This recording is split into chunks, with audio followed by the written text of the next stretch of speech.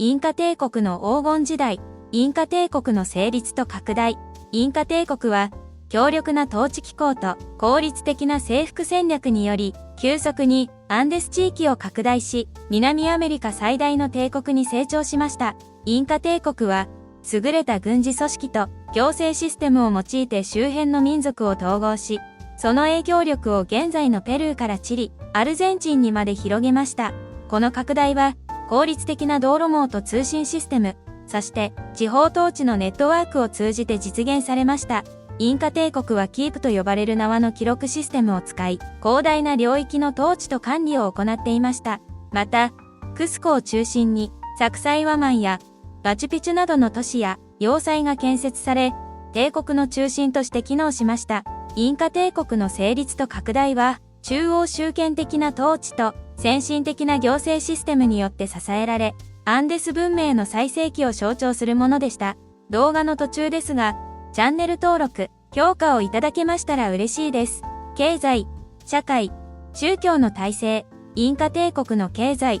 社会、宗教体制は、中央集権的な統治と共同体の原則に基づいて構築され、帝国全体の秩序と繁栄を支えました。経済は農業、特にマイズやジャガイモの栽培に依存していましたが、テラス農法や灌漑システムを駆使して食料生産を最大化しました。社会システムでは、アユージュと呼ばれる共同体単位での労働と資源の配分が行われ、宗教は太陽神インティを最高神として、統治者は神の代表とみなされました。インカ帝国は強制的な公共労働制度であるミタを通じて、大規模な建設プロジェクトを実行し、また、宗教儀式と祭りを重要な社会的機能として位置づけ、統治の正当性を保っていました。インカ帝国の経済、社会、宗教の体制は、その強固な統治構造と共同体主義によって特徴づけられ、帝国の安定と繁栄の基盤となりました。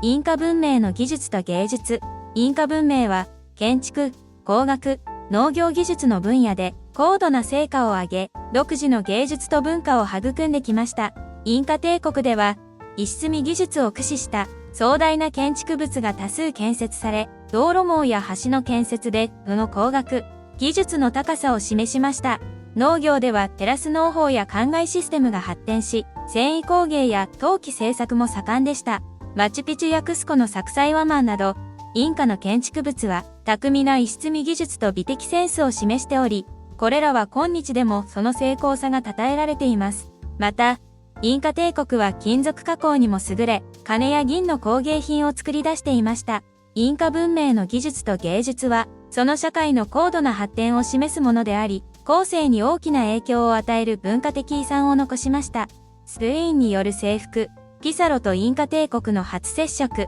フランシスコ・ピサロと彼の兵士たちのインカ帝国への到着は、両文明の運命を永遠に変える決定的な出来事でした。ピサロは探検と征服のために、1532年にインカ帝国に到着し、彼とその部下たちは、先進的な武器と戦術を駆使して、インカ帝国に挑みました。この初接触は、インカ帝国の政治的な不安定さと内部対立を利用した戦略的な動きでありました。ピサロはアタワルパ帝が滞在していたカハマルカに到着し、そこでインカ帝国との最初の重要な接触を果たしました。この会合は、ピサロにとってインカ帝国を支配下に置くための重要な機会となりました。ピサロとインカ帝国の初接触は、スペインによる征服の序章であり、後の悲劇的な出来事へとつながる重要な一歩でした。アタワルパの捕獲とカハマルカの戦い。アタワルパの捕獲とカハマルカの戦いは、インカ帝国にとって致命的な打撃であり、スペインによる征服の過程を加速しました。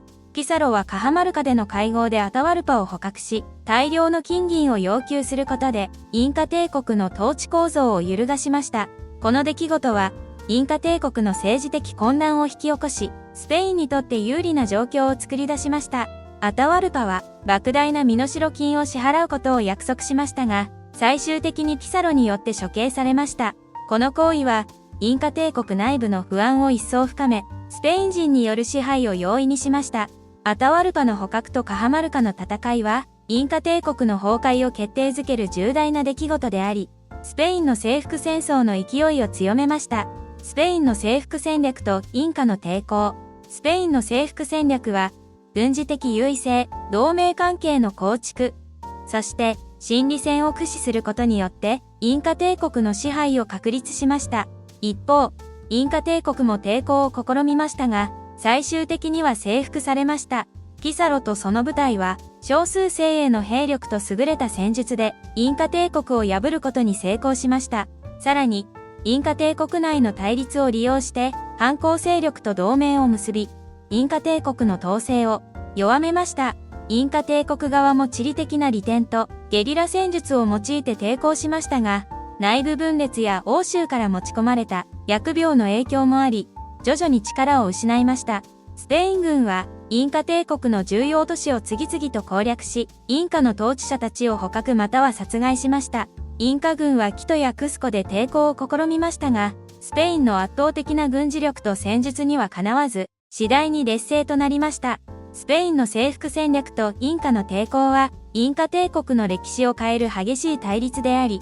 最終的には、スペインによる完全な征服へと結びつきました。インカ帝国の滅亡とその影響、インカ帝国の政治的崩壊。インカ帝国の政治的崩壊は、スペインによる征服と内部の不和が重なった結果、迅速に進行しました。ピサロの軍事的勝利とアタワルパの死により、インカ帝国の中央集権的な政治構造は崩壊しました。これにより、インカ帝国は効果的に抵抗することができなくなり、スペイン人による統治が確立されました。アタワルパの処刑後、スペイン人はインカ帝国の首都クスコを占領し、マンコインカなどのインカ貴族と傀儡政権を樹立しましたが、これは長くは続かず、インカ帝国は名実ともにスペインの支配下に入りました。インカ帝国の政治的崩壊は、スペインの征服活動と内部対立の結果であり、かつての強力な帝国は、急速にその勢力を失いました。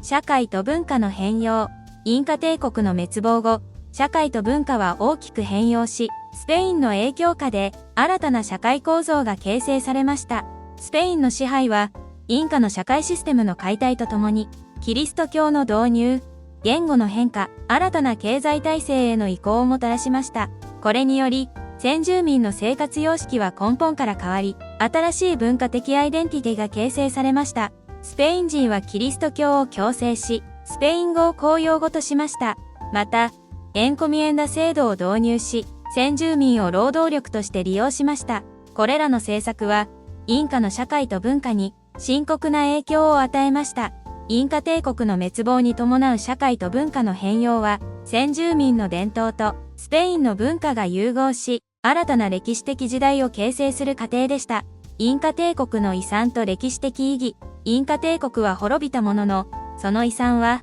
今日の南アメリカの文化、社会、技術に深い影響を与えています。インカ帝国の建築技術、道路網、農業システムは、現代に至るまでその影響を残しており、インカ文明の研究は歴史学、考古学、民族学の重要な分野です。マチュピチュやサクサイワマンなどの遺跡は、インカ帝国の技術と芸術の高さを示す証拠であり、世界遺産として保護されています。また、ケチュア語は今も話されており、インカ帝国の文化的遺産を伝えています。インカ帝国の遺産は、その滅亡を超えて、現代に生き続けており、南アメリカ大陸の歴史的、文化的アイデンティティの重要な構成要素となっています。